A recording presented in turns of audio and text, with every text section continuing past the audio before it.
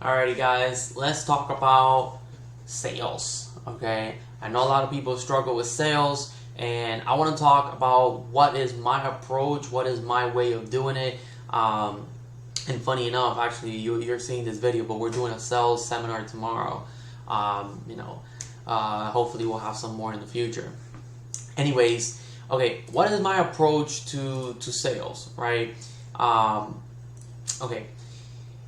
As you can see, I am a very organized, I'm a very detailed person, and I have built my business around, I have built infrastructure, right? So that I am able to get away from doing certain tasks. And sales was one of the first tasks that I got away from. Once I started generating enough sales calls, I was able to hire someone to be able to take them for me. So for example, let me show you what my calendar used to look like. So right now, this is our sales calendar. Some weeks are better than other weeks, but we've been consistently booking sales calls for months now. Oh wait, we used to have another calendar back then. Yeah, this one. Okay, so we started back in November, and I used to take all of these sales calls. Now, my product is easy to sell. My product doesn't require a lot of time for it to sell. If you're selling something high ticket, $1,000, 500, $5,000, you might need an actual hour. You might need 45 minutes. You might need more time. This is a volume-based business. Like, I almost don't need salespeople. There's companies out there that will get you into a subscription without having a face-to-face meeting. But anyways, I was taking all of these sales calls, right? And basically, after a while, I found someone that was willing to take them for me. And then I had the first problem, which is, well, how do you get someone to take calls for you? They don't know the script, they don't know the product. And what I found myself needing to do was I actually needed to write a script. What did I find myself saying over and over again in my calls? And that is what I need to write down so that the salesperson can learn that and memorize it, right? Because they just don't know the product. And just telling them about the product doesn't mean they're gonna solve it. They're gonna just go ahead and sell it. So I had to write a script. I had to record myself on sales calls. I gave them that. So you have to give your people the resources that they need in order to be able to do the jobs. But anyways, this was my sales process, and the reason I'm showing you that is so that now you can understand this. So I gave my people a script, and I realized that it was going to take them a little while until they memorized the script. And they were going to end up having their own variations of the script anyways. So what I did was I did this little presentation, this little cheat sheet, so that they can have in front of them so that they understood what my methodology was, right? So that they could understand what I wanted them to do during the sales call. And I think this is a great way for you to also think about your own sales calls and the way you're going about it if you're having a sales problem. And a lot of the times people don't have sales problems, they have marketing problems. But if you are getting in front of people and you're just not closing like I was, you definitely have to figure out how to close more. And also, your way might not be exactly replicatable. Like, let's say you're a shark, it might be hard for you to find another shark, so you need to baby it down into something that people can actually replicate. So, okay, what is the methodology? Usually, almost everybody, and I've been to sales training before with Sandler. They're one of our partners, at least as of this date, they're one of our partners. Building rapport is usually the first thing. You want to get the customer feeling good. You want them to know that you're not a scammer, you're a real person, you're not a salesperson, like you're just not there to fucking hammer them down and steal their money. All right, you want to find some commonalities, get comfortable with them.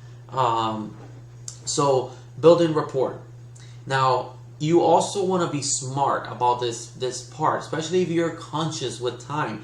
If you have like 3 hours and you don't have any back-to-back calls, then it's very easy for you to take a long time with each one of these steps, and that is a problem because you might have a lot of time and you might be enjoying the fact that you're actually in front of a customer, but your prospect might be in a rush, right?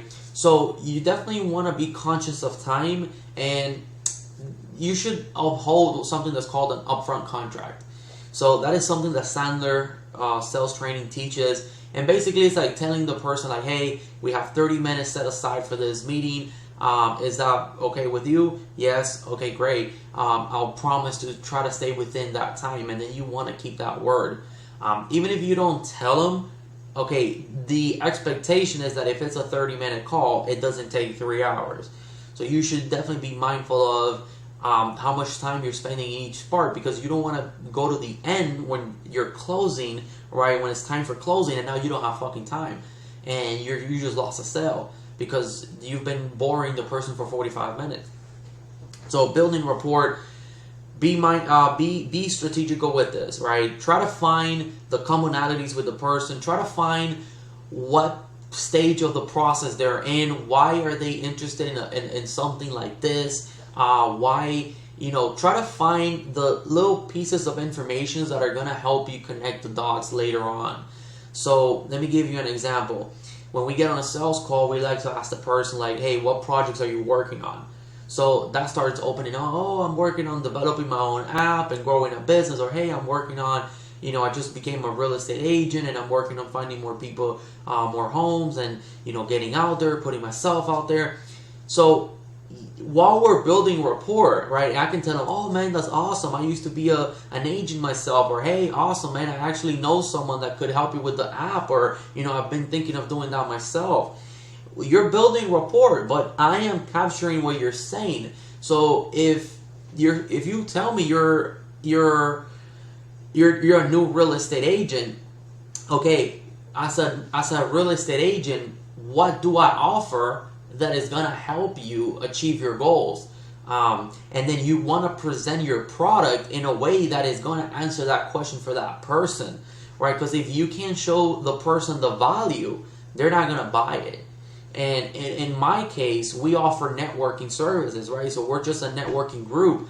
So it's sometimes hard for people to understand, like, why the hell do I need to pay you guys this amount of money every single month when there's like 1,000 meetup groups that are free and I can go to free meetings out there? Like, why do I need to pay you, right? And that is where we connect the pieces for people. So we tell them like, okay, hey, oh, awesome, you're a real estate agent. Well, you probably need to connect with other lenders, right? Or lenders are a great referral partner for you. Oh, yeah, absolutely. Well, awesome. Did you know that, we actually have like 15 mortgage lenders within our group that could maybe partner up with you. So that is making a click in that person's mind, like, oh shit, they have 15 lenders that I can connect with on a, ongoing basis. This might be very good for me. Like this, I might make money from this. This is what I want. Like those are the people I need to meet. But if they're a real estate agent and you're talking about software developers, by the time you get to the closing, they're gonna be like, I need to think about it and this and that. You want to have a sales process that at the end, people are like, you know what, let's do it, right? Like, let's just do this. And that's what happens with us. We just portray our services in a way that people clearly understand what they're getting and why this is for them. So these questions that you see here are specific to my business, but you can come up with your own questions for your own business. Like, let's say you're a real estate agent, right? Let's say you're a real estate agent, and you want to think of the questions that you should ask people. Well, when you're getting on the call, build rapport with them. Like, hey, where you're from? Where are you living now? Oh, I'm in Waterford Lakes, or I'm in this city. Oh, awesome. I live like 20 minutes from there. I'm always there. Or, hey, yeah, I know someone that lives there. I've heard it's a nice area. But now you're capturing the area that they're in. And you're like, and then you can ask them, well, is that the area that you're maybe thinking of buying a home in? because I see a couple nice houses in that area that have dropped to the market. Or, hey, what city are you thinking of? What do you think about that area? Do you like it? Oh, so you don't like it? Well, you're thinking of maybe going somewhere else. What place? So you want to build a rapport, but so you want to gather the information in a fun way for the client, right? Not like an interview, but you want to also like be warm, right, with them. Okay, so that's the beginning of the call. Depending on the service that you have, that might take you a little bit longer than it takes us. We're very strategical with our call, so we're right out of the bat. We're like on a time clock because we do have back-to-back calls. So after that, we're looking for pain points, right? So we are we're looking for what is missing in their life that they are here today. What is the real pain point? What is their goal? Because some people, they tell you, oh, I'm working on this, and what I want is to meet more. Let's say there's someone new to the city who is single, and they're like, oh, I just want to meet a couple friends. But as you start talking to them, you realize that what they really want is to meet a girl, to meet a guy, right? Because they're lonely and they're new to the city. They don't know where to go to date to find quality people. So we don't have to let them know that we know that, but we can be like, yeah, we can tell them like, hey, as a matter of fact, our one of the great things about our group is not just for people to find friends. Like, it's really easy to do that, but we actually see people that get into relationships and start dating, and we've seen people hook up, and it's just a great way to find quality partners because the people that are coming to our group are motivated. They're they're paying for a subscription. They're committed to their careers. So they're probably not as, that they got their life figured out in a way that someone just out there in a club is not. So that is going to click with that person, even though we're not telling them like, hey, it sounds like you might want a partner, so we can give you a partner. It's different. But you want to find those pain points and portray your service. You constantly want to be portraying your service in a way that solves their problems. So at the end, nothing is up. There's nothing up for grabs. Like, it's all taken care of. If you see that the person might be struggling financially, you want to say, and actually, a great thing that our customers are loving is that it's actually not expensive. Like, you're gonna be surprised when I tell you the price. Like, it's really not. And then you move on because you don't want to say the price too soon, because then all they think about is whether they can afford it or not, and they run everything through that lens. So you technically don't want to say price very upfront. Let me drink some coffee over here. So this is normally all done before we get into some kind of an actual pitch deck, an actual presentation. At the end of the day, in order to be able to sell people, you also need to educate them, especially if they're coming from like cold traffic, if they're coming from Facebook ads, TikTok, if they're coming from places where they don't know you. So you need to bridge the gap in that sales call of them seeing the ad that they saw or seeing something cool on Instagram or Facebook to now they understand what it entails, how much it is, how it works, what are the benefits, what are the features. And trust me, you don't want to be selling features and benefits, but you do need to educate the customer. And the thing is, what is great about this early part is that you can identify whether this is a quality prospect or not. I tell my salespeople, give folks the benefit of the doubt, but if you see that the person is just not in the right mindset, or if it's not a good fit, sometimes we let them know up front, like, hey, I think this might not be a good fit for you, and here are the reasons why. Hey, you don't need to network for your job, so you're probably not going to get any sales. You're not in a position where you need to be meeting people. So, it's up to you if you want to continue, but I just want to be upfront that our group is mostly made for people that need to network, right? And that's a bad example, but I have told people that before. Like, I have had people where I tell them, listen, I'm gonna be very upfront with you. I don't think you're gonna make any money from this, because there's people that join our group thinking they are gonna make money and that they are gonna network to get clients. And there's nothing wrong with that. I don't personally like that approach, but if that's what the customer wants, that is what we're gonna give. Um, but if I see that someone is in a position that I don't have anybody for that, I will let them know. Like, hey, like if they tell me I'm trying to meet nuclear scientists, I'm gonna tell them, hey, I'm gonna be very upfront with you. I don't think we have any nuclear scientists. We have other scientists and people that are in the tech world and in the science world. Maybe I can introduce you to them, but I just want you to know that it might not be a good fit. And a lot of the times people are like, oh yeah, but I'm okay meeting other people too and stuff. So sometimes you want to disarm people, right? Like you want to come up front and just take care of the objection that they already have. If it's price, if it's anything, you just let them know. Like if they tell you like, hey, up front, like, hey, I lost my job, what are the odds that they're gonna have the money or the mindset to buy something? So we will tell them like, hey, I'm gonna be honest with you. We would love to help everyone. But we do charge for this subscription. I don't know if it's gonna be a great fit, with especially given that you just lost your job. So, what do you think about that? Should we continue? So, we will do that because we don't want to waste our time either, or waste the prospect's time.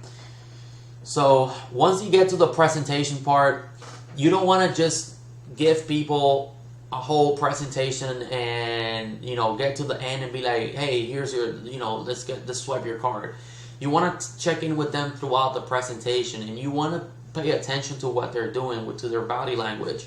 Are they paying attention? Are they listening? And you want to ask them questions about like what you're showing them. So for example, like, hey, what do you think about this? What are your thoughts?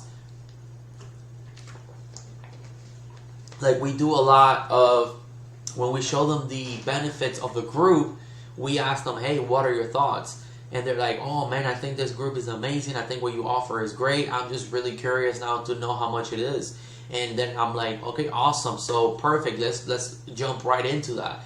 And we do that on purpose because we know when to ask that question, because we know that is what they're going to be thinking. And then we're like, okay, let's talk about that. It transitions into the closing, which is when you're talking to the prospect about price, options, payment plans, whatever it is that you do, next steps. So once you present the price, we have questions that we like. For example, what do you think would be great next steps for us? Or hey, from 1 through 10, how likely do you see yourself, doing this? And based on the answers, you have to talk to your customer. This is the scary part.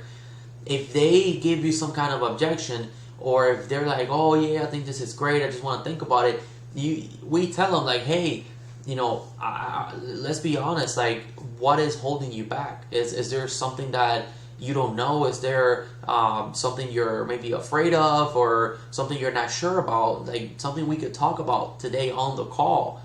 And a lot of the times people will tell you what the objection is. Like, hey, I think it might be too expensive for me, or hey, I'm just not sure it's going to work for my industry, or whatever it is, right? And then you have a chance to address it right then and there, or at least you want to put the prospect in the shoes of like, why are you not moving forward if everything is great? We don't like you don't want to have people feel like they can just buy your services at any time, any given day, right? You want to have some sense of urgency. The way we do that is, if someone is not ready to go right out of the bat, like if they're not like, okay, let's do it. Like if we ask them like, hey, is this something you see yourself doing? And they say yes, then our next step is, well, awesome. Let's take you over to the payment page and we'll go ahead and get your subscription started. If they have any objections, they will bring it up at that point. If they don't, that is a closed sell. We've had people that then they're like, oh, wait, I'm not ready for that yet. Let me think about it. And then you get into the hey, what is the problem? But if you say like, hey, is this something you see yourself doing? And they say yes. Or if you get a hint of like, they're not really saying yes, then, you gotta try to find out, what it is that they're stopping them, and then maybe that's the right time to throw in a discount or throw in some kind of an offer. So what we do is, if they're not ready to close right there, we tell them something like, hey, I'm only allowed to do this like twice a day or something, but I can give you a great discount. Let me ask you something. Is the finances maybe what's holding you back? Like, do you think this is the right price for you, or it's too expensive? And some people will say that, it is something to think about. And we're like, well, what if we were to, instead of doing, I don't know, $99 a month, we were to do $69? Is that something that is maybe more manageable for you? Oh, and then we take it from there, right? Because you want to try to, what we also tell people is like, listen, we're not here to, like, we have a business to run, and we have to keep track of our margins, and we want you to make money just like we have to make money in order to keep the lights on. But if there's any way that I can help you, or if there's any way that we can, take out or put in something to make it a little bit better for you, we're more than happy to hear it out. You just gotta let us know. You gotta talk to us. So that is how we do the closing part. And then if they have objections, then we talk about those. We normally refrain from being like super like aggressive and like disrespectful. We put it into perspective like, hey, the price that we're giving you today is only available on the call. It's not just like any day, every day. If you do decide to do this later, it might not be available, or it might be at a more expensive price, but it's definitely up to you. So we like putting the ball in their court and making them want it, because the more you push for something, the more they realize that, and the more they're gonna push back. So sometimes throughout the whole sales process, we want to, kind of push them away a little bit. Like, we want to present the facts and why it's good, but we want to show them that we don't need you, you need us, right? So that is our sales process. That is how we do that. I would encourage you to replicate this model and put your own questions. And this is something that you can give to a sales rep if you hire one, or if you have a new sales rep. And we'll keep talking about sales because it is that important. Like identifying sales problems and solving them and making more money, making more sales. So that'll be on the next couple of videos. Alrighty. Thank you guys.